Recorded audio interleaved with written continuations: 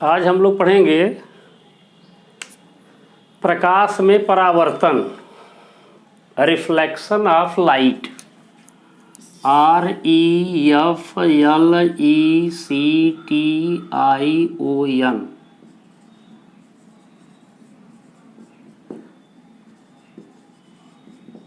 प्रकाश में परावर्तन। तो इसके पहले हमें जानकारी होना चाहिए कि हम किस विषय पर चर्चा करने जा रहे हैं। हम लोग आज चर्चा करेंगे प्रकाश के विषय में कि प्रकाश क्या है, व्हाट इज लाइट। तो प्रकाश विद्युत चुंबकीय तरंगों के रूप में आती है और वह हमारे दृष्टि संवेदना को जागृत करा देती है, जिसके कारण कि हम किसी वस्तु को देख पाते हैं। तो प्रकाश जिस तल पर पड़ती है परावर्तित होकर हमारी नेत्र पर आती है और रेटिना पर वास्तविक प्रतिबिंब प्राप्त होता है, जिसके कारण हम किसी वस्तु को देख सकते हैं। इसका मतलब है कि प्रकाश में जो परावर्तन की घटना होती है उसी कारण हम किसी वस्तु को देख पाते हैं। तो इस आधार पर यह भी कहा जा सकता है कि जो परावर्तक तल होगा वही दृष्टिगोचर होगा, जो अपवर्तक तल होगा या जो प्रकाश को अपने भीतर सोख लेने की क्षमता रखता होगा वह चीज़ें हमें दिखाई नहीं पड़ती। तो प्रकाश के कुछ गुण हैं कि प्रकाश सदैव सीधी रेखा में चलती है। तो सीधी रेखा में चलने का भी उसका एक संदर्भ है कि प्रकाश किसी एक माध्यम में, एक समांगी माध्यम में हमेशा सीधी रेखा में चलती है। वायु या निर्वात में उसकी चाल निकाली गई है C = 3 × 10⁸ मीटर प्रति सेकेंड। और इसे कहा जा सकता है कि यह प्रकाश की सबसे अधिकतम चाल है और वह है वायु या निर्वात में। इसका मतलब है किसी अन्य माध्यम में अगर प्रकाश ट्रेवल कर रही होगी, चल रही होगी, तो उसकी चाल कुछ कम होगी। इस आधार पर कभी यह चर्चा हो कि प्रकाश की सर्वोत्तम चाल कितनी होती है, तो वह होती है 3 × 10⁸ मीटर पर सेकेंड। कहाँ होती है? वायु या निर्वात में। यह किस रूप में चलती है? विद्युत चुंबकीय तरंगों के रूप में। जो दृश्य स्पेक्ट्रम है, दृश्य प्रकाश है जिसे हम देख पाते हैं, उसका वेवलेंथ होता है 3900 एंगस्ट्रॉम से 7800 एंगस्ट्रॉम तक। इसी को कहा जाता है दृश्य प्रकाश। इससे कम या अधिक तरंग दैर्घ्य अगर पाई जा रही है तो वह प्रकाश हमें दृष्टिगोचर नहीं होती। तो कह सकते हैं दृश्य प्रकाश का रेंज 3900 एंगस्ट्रॉम से 7800 एंगस्ट्रॉम है, जहां एक एंगस्ट्रॉम बराबर होता है 10⁻⁻10 मीटर। क्लियर है? अब इसमें आते हैं, हम परावर्तन की बात करते हैं।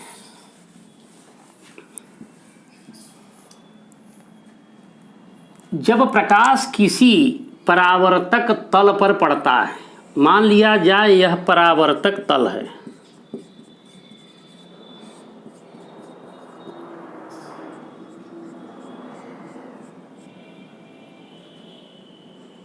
परावर्तक तल पर पड़ेगा तो आने वाली प्रकाश की किरणें कही जाती हैं आपतित किरण, इंसिडेंट रेज। और जिस बिंदु पर यह टकराती हैं उसे कहा जाता है आपतन बिंदु। यह कहलाएगा आपतन बिंदु, इंसिडेंट पॉइंट। अब अगर प्रकाश इस तल के इसी दिशा में कहीं पर लौट जाए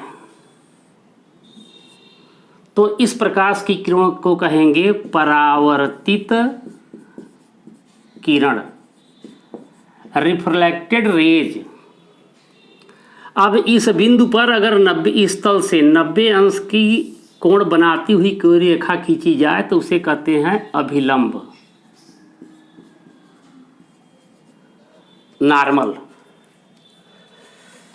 तो परावर्तन का नियम हो गया कि किसी भी तल पर आने वाली प्रकाश की किरण को कहेंगे आपतित किरण, इंसिडेंट रेज।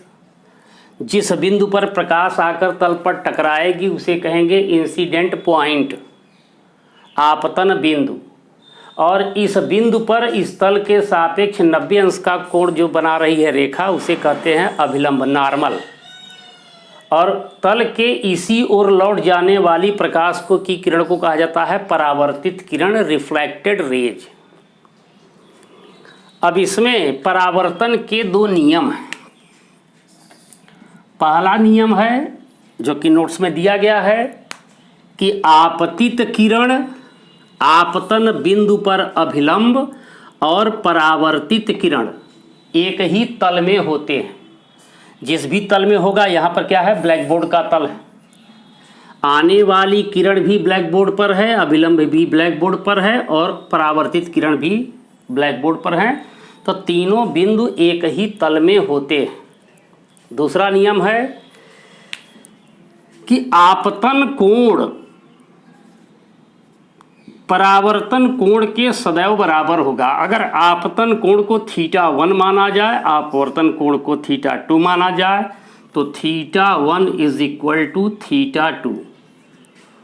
कुछ केस में आपतन कोण को RI लिया जाता है, अपवर्तन कोण को या परावर्तन कोण को R मानते हैं। तो यहाँ पर यह भी दिखा सकते हैं कि कोण I इज इक्वल टू कोण R।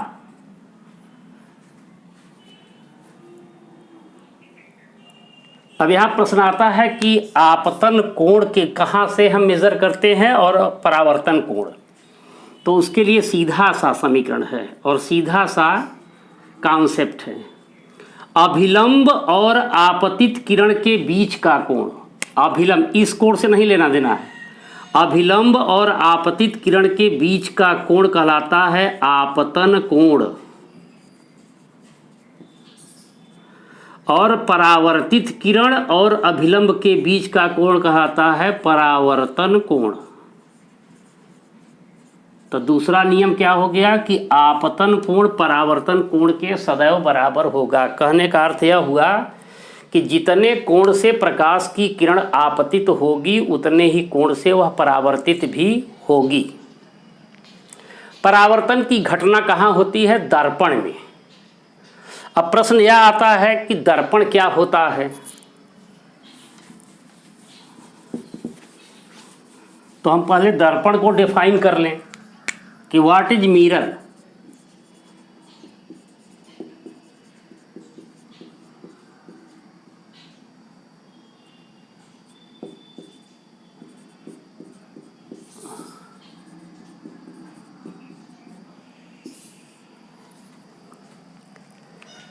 कोई भी कांच लिया जाए और उसके एक सतह को अगर कलई कर दिया जाए, यानी पारा या लाल ऑक्साइड का लेप लगा दिया जाए, पॉलिश कर दिया जाए, तो वह दर्पण की भांति व्यवहार करती है, अर्थात दर्पण बन जाती है।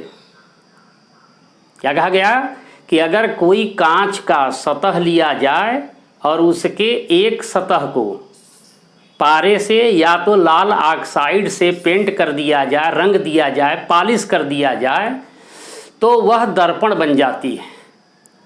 अब इस आधार पर दर्पण दो प्रकार के, पहला हो गया समतल दर्पण, प्लेन मिरर। दूसरा हो गया गोलीय दर्पण, स्फेरिकल मिरर।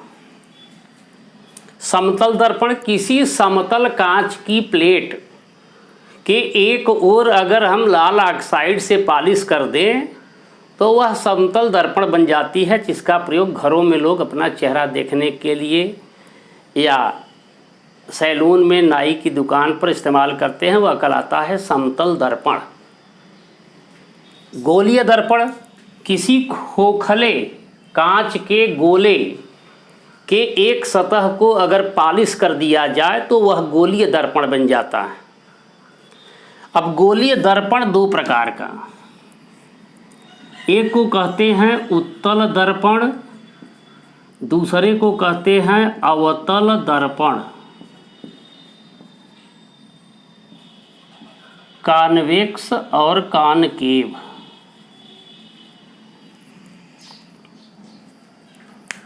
तो अब इसमें दो चीज और समझने वाली बात है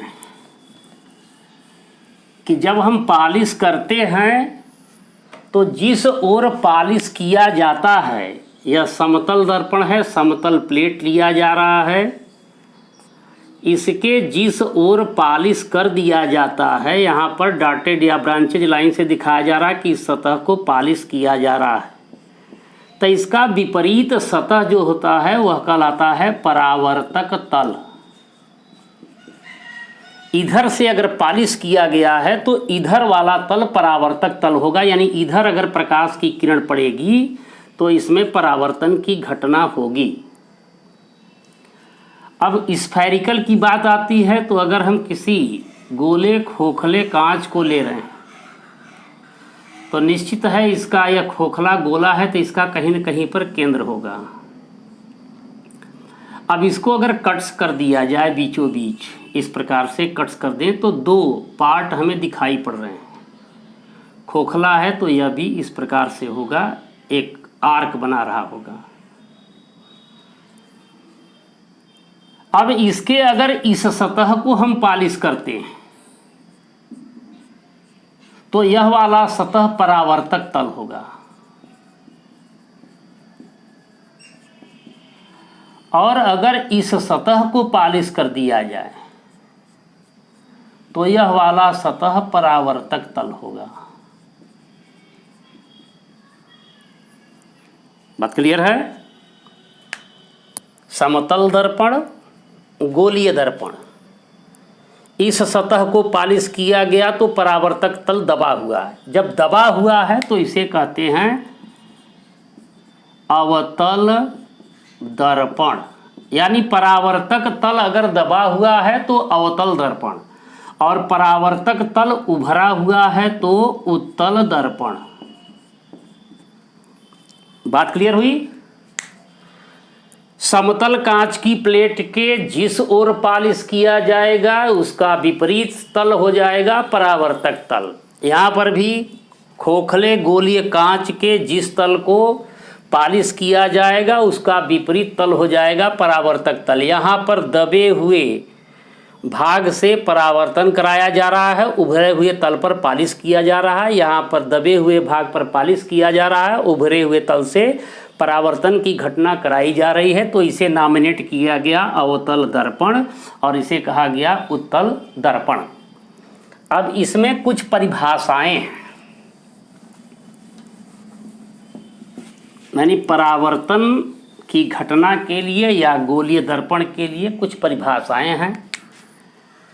तो अगर इस प्रकार का कोई खोखला लिया गया है जिसका केंद्र यहाँ पर है, जिससे यह काटा जा रहा है, तो इसे कहते हैं, इस बिंदु को कहा जाता है वक्रता केंद्र। इस बिंदु को कहेंगे वक्रता केंद्र। इसे दिखाते हैं सी से। अब अगर इस x अक्ष की रेखा इसी पर खींच दी जाए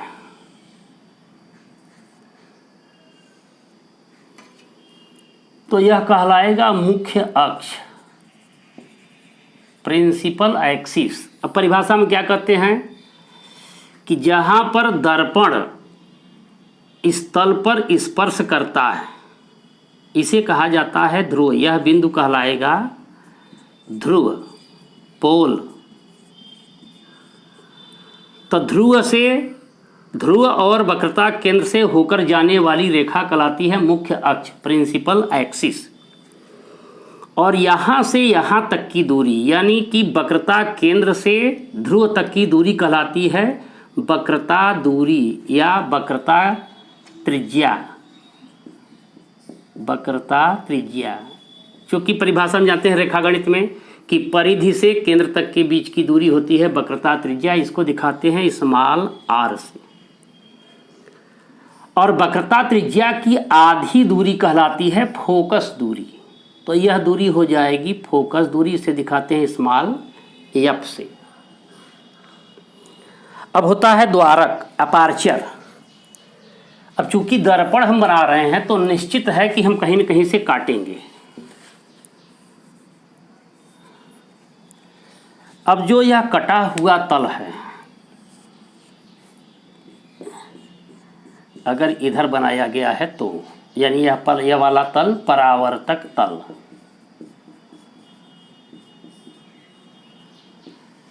तो अगर इसे M1 और M2 कहा जाए तो यही जो चौड़ाई कही जाती है वह कहलाता है द्वारक, अपार्चर। द्वारक जितना बड़ा होगा उतनी ही अधिक प्रकाश की किरण इस पर आएगी। द्वारक जितना ही घटता जाएगा प्रकाश की मात्रा कम होती चली जाएगी। तो कह सकते हैं जितना छोटा द्वारक होगा वह उतने ही कम प्रकाश को लेगा, और जितना बड़ा द्वारक होगा उतना ही अधिक वह अपने ऊपर प्रकाश को लेगा। ये परिभाषाएं दर्पण से संबंधित थी। एक संबंध हमने जाना कि वक्रता, त्रिज्या और फोकस दूरी में संबंध। वक्रता त्रिज्या हमेशा फोकस दूरी की दूनी होती है, या फोकस दूरी वक्रता त्रिज्या की आधी होती है। इसका मतलब है किसी भी दर्पण के, गोलीय दर्पण के अगर फोकस दूरी का मान दिया है तो हम वक्रता त्रिज्या आसानी से ज्ञात कर सकते हैं, या वक्रता त्रिज्या दी गई हो तो फोकस दूरी हम आसानी से प्राप्त कर सकते हैं। अब अगले चैप्टर में, अगले लेक्चर में हम लोग पढ़ेंगे कि गोलीय दर्पण से प्रतिबिंब का बनना या परावर्तन संबंधी प्रतिबिंब प्राप्त करने का नियम। तो अब इसमें एक बात आ जाती है, उसको आज जान लें कि प्रतिबिंब क्या होता है। इमेज,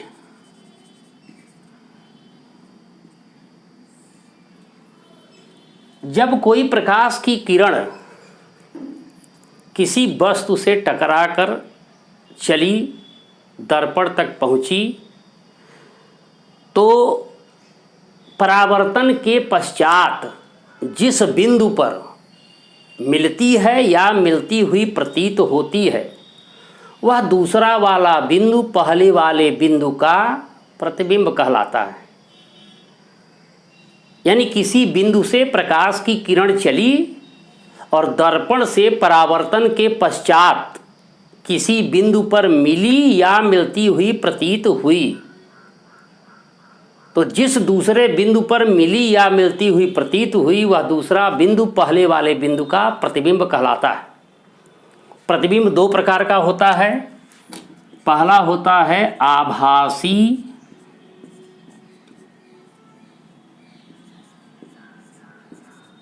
या काल्पनिक प्रतिबिंब, और दूसरा होता है वास्तविक प्रतिबिंब।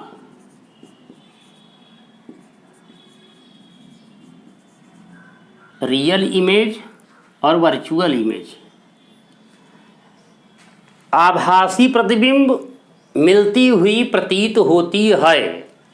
अगर परिभाषा दिया जा रहा है कि परावर्तन के पश्चात बिंदुएं मिलती हुई या रेखाएं या किरण पुंज मिलती हुई प्रतीत होती हैं, तो वहाँ पर आभासी प्रतिबिंब, और वास्तव में अगर मिलती हैं तो उसे कहते हैं वास्तविक प्रतिबिंब। और जहाँ मिलती हुई प्रतीत होती है वह कहलाती है आभासी या काल्पनिक प्रतिबिंब।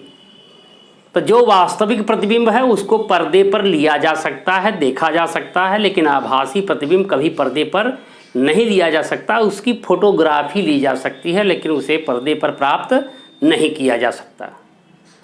अब इसमें कुछ और शब्द आते हैं। आवर्धन क्षमता है, और फिर U, V और F का निर्धारण है, उसकी परिभाषा है। ये हम लोग नेक्स्ट लेक्चर में पढ़ेंगे। थैंक्स।